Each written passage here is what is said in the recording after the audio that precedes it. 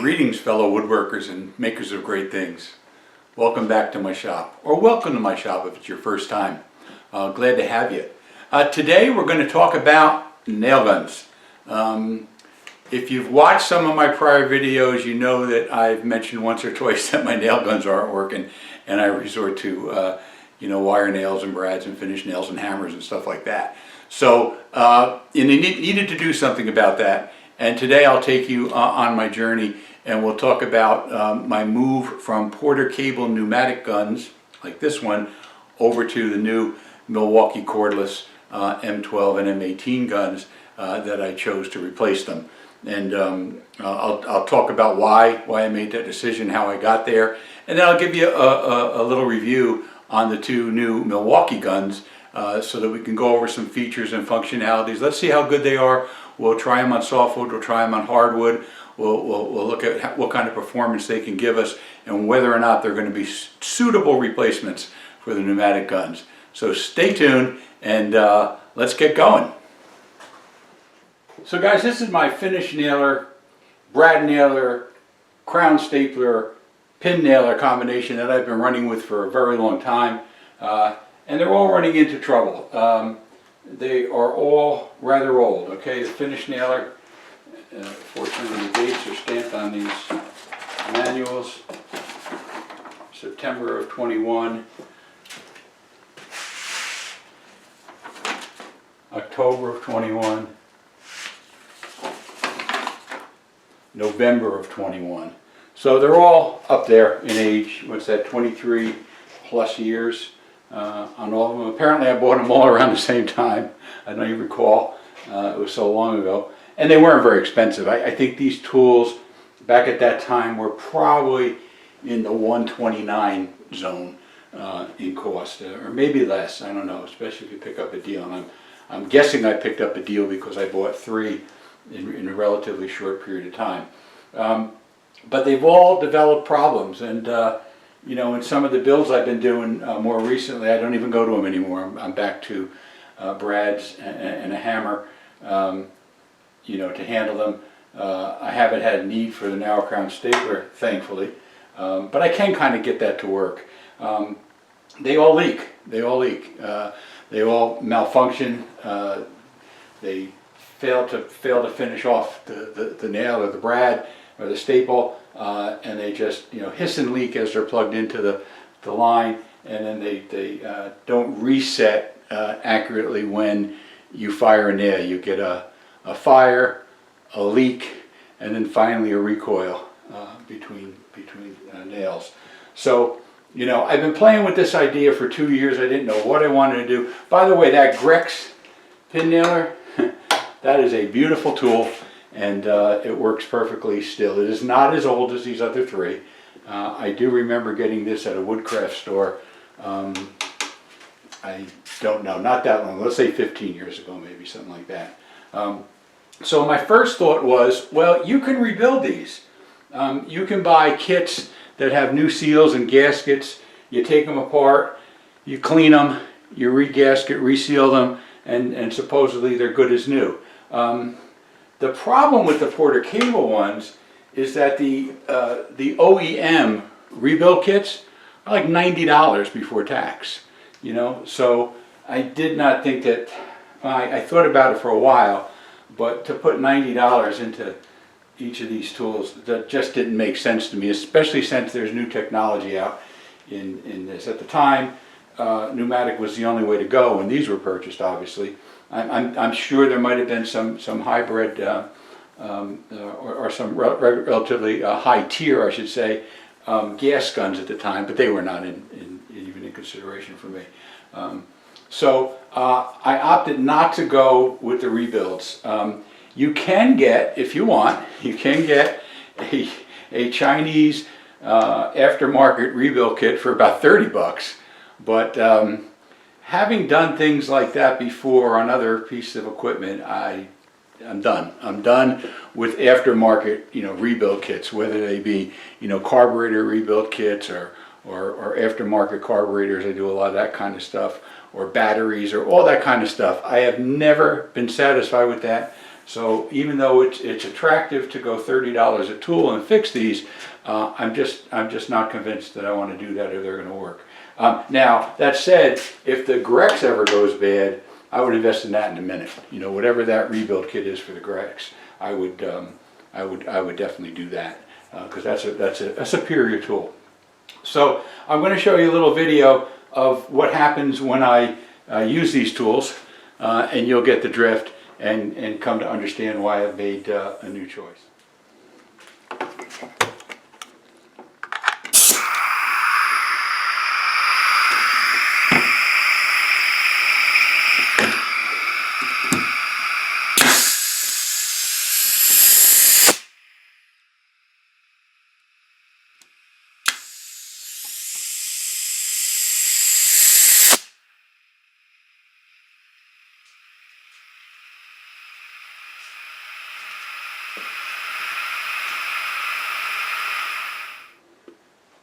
So this is what I decided to do about my finish nailer, brad nailer situation. I went with the Milwaukee tools. I don't know that, excuse me, Milwaukee cordless is the best cordless. I know it's very good, but I do know that I have committed to just 2 battery platforms, and that's Milwaukee and Festool. And I'm not seeing enough difference in any other tool to make me divert from my battery consolidation plan here. So I went with Milwaukee. The finish nailer, and I'll tell you price-wise where these go. This is a $349 tool only deal. I got a Black Friday, Cyber Monday, some kind of sale from Acme Tools, and picked it up for $299 instead of $349. The brad nailer is a $299 tool only deal. I found it at Home Depot, Black Friday, for $50 off, so I picked that up for $249, and that was about the best deal I could find at the time. I doubt I'd do better than that, prolonging it. So collectively, I saved $100. I can feel good about that. The finish nailer is an M18 tool, so it takes the M18 battery. The brad nailer is an M12. I've already got plenty of batteries, and they both appear to be really well made, really nice tools. Let me take you in for a closer look, and I'll show you some of the features and functionality. I'll show you the tricky way you load nails in this guy, which took me a while to figure out, and we'll get a little closer to the tools. Let me just say the finish nailer comes in different varieties. They have a 16 gauge and a 15 gauge. They have straight and they have angled. My decision was based largely on the fact that I own what is at today's prices probably $200 or more in finish nails, in 16 gauge finish nails. So if I was to change either the gauge or go to the angled nails, I'd have to replace all those nails. And I just said, in all the years I've had a finish nailer, while there were times it would have been nice to have an angled finish nailer, it never stopped me from doing anything I needed to do. So I was very comfortable going with the straight nailer. So that's why I made that decision. And 15 gauge was just out of the question. I don't need a heavier gauge nail for the type of work I do. 16 gauge is more than fine. All right, so let's get up a little closer with these tools and see how they work. Let's get up close with the brad nailer first. Again, this one is an M12. Takes an M12 battery. Loading the nails is pretty straightforward on this one. You just open up the cartridge, get the nails in place, and push it tight. Very similar to every nail gun I've used before. Battery, straightforward, standard M12 battery. And let's take a piece of pine here and show you how it works. You gotta turn the tool on, guys.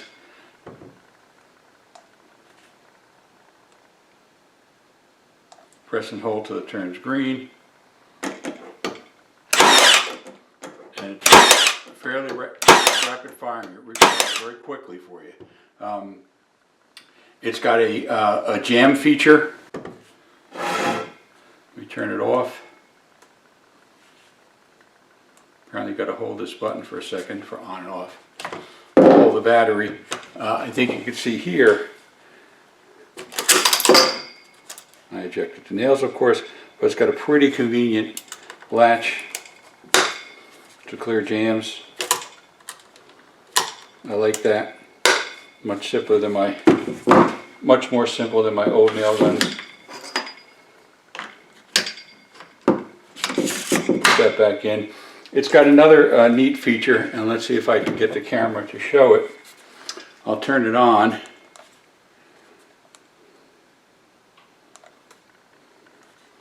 Oh, put the battery in front.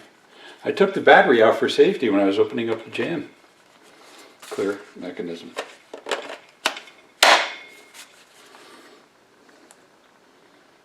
Turn it on, see if I can get you in there.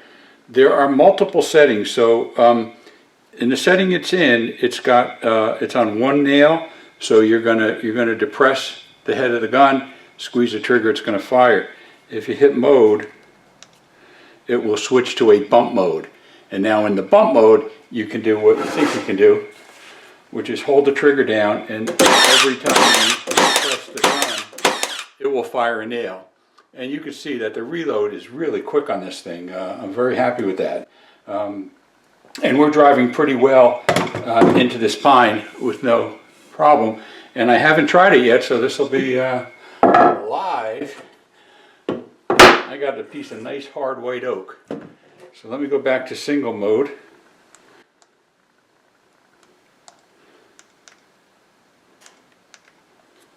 Okay, come on, Frank. First day with the new gun. All these buttons have a press and hold, it appears. So in white oak, oh, look at that, perfect.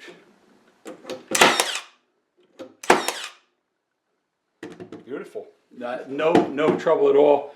This is pretty much as hard as you're going to get, white oak. I guess I could try to find a piece of hard maple, but it did such a good job. I think we're pretty satisfied there. So all in all, and I have tried this one before, beautiful gun, just love everything about it. No more real features to speak of. It's got a battery indicator over here, which doesn't appear to be lighting up. I guess it only lights up if you squeeze the trigger. There it is. We're on 4 bars. And I guess it stays on for a minute. So squeeze the trigger, get your battery level. On the M12, you have to do it on the tool. On the M18s, it's available on the battery itself. So far, so good. I like it. I'm so happy that it worked well in the harder woods. And I'm very happy that I can use all the nails I have in my hardware cabinet over there. So that's the M12 18 gauge brad nailer. Let's go set up again and we'll take a look at the 16 gauge finish nailer and see if it's equally as adept. Okay, let's look at this 16 gauge finish nailer. Much more substantial nail, so it runs on the 18 volt M18 system. Little funny way to load nails in this thing, right? If you draw back the retainer here, there's no way to get the nails in. And the instructions are horrible. I said, well, okay, how do I get my nails? And I thought I have one gun that tilts for the staples. No. Pulled up the jam release. No. Doesn't explain it in the manual at all. Had to go to the official manual, that is to say YouTube, and figure out how to load this thing. And what you do is you put the nails in the end here. And when you pull this tab and slide back the lever, it rides over the top of the nails. When you let go of the tab, it grabs the nails and puts them into the proper place. So in from the back, you got this little release lever here that will let you slide over the nails when you're loading them. But when you release that little tab, it will serve and do its job well. So let's get a battery in this. This is the first time I'm using this, guys, so if it doesn't work out of the box, we got a problem. Again, on the M18s, the battery check is right on the tool there. I got a full battery right off the charger here. So let's give it a go. I did not set the depth on this. I haven't touched anything on it. We're just going to give it a fire. I'm going to press and hold to turn it on. If I can show you guys, I will. Okay, it's on. It's on single nail mode. Let's give it a shot in pine. And that drove it very deeply. So I would reset this by adjusting this dial wheel so it's said in the instructions, and see if we can take some of the depth out of that. And we took a little out. Let's go some more, and that's more like it. I'm just below the surface on the pine, and you guys can't see that. I'm just below the surface on the pine, which is great. Let's try the bump feature on this one. So I'll press and hold that mode button for a second. It'll switch over. Squeeze the trigger. And again, this baby's quick. This baby's very quick. All right, let's give it the weight oak test. I'm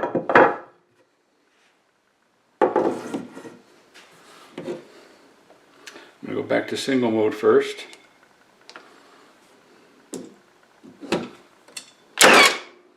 And that set it about flush to the board. 1, 2, 3. Yeah, very nice. Bump mode.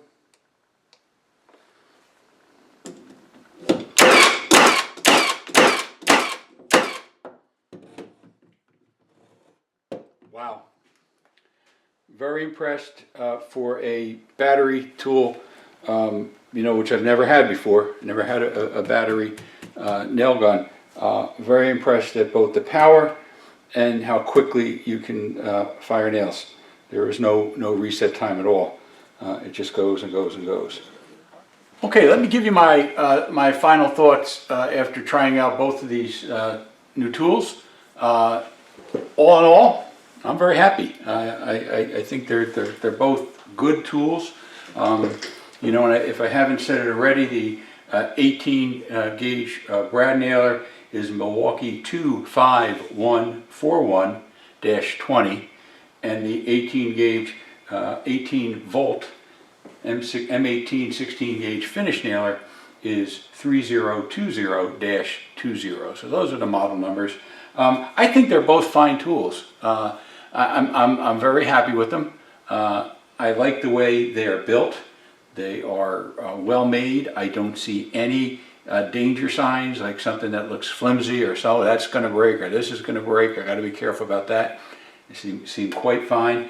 The things I like, number one, is the battery platform. Okay, like I said, we live in a world now where we're going battery powered. A lot of good tools out there, but for God's sake, you wind up with a shop full of cords and chargers and batteries. And I over the last couple of years have been trying to limit it again to Festool and Milwaukee. I think Milwaukee makes great tools, and again, I don't know that they always make the best tool that I want, but it's good enough that I buy it for the battery platform.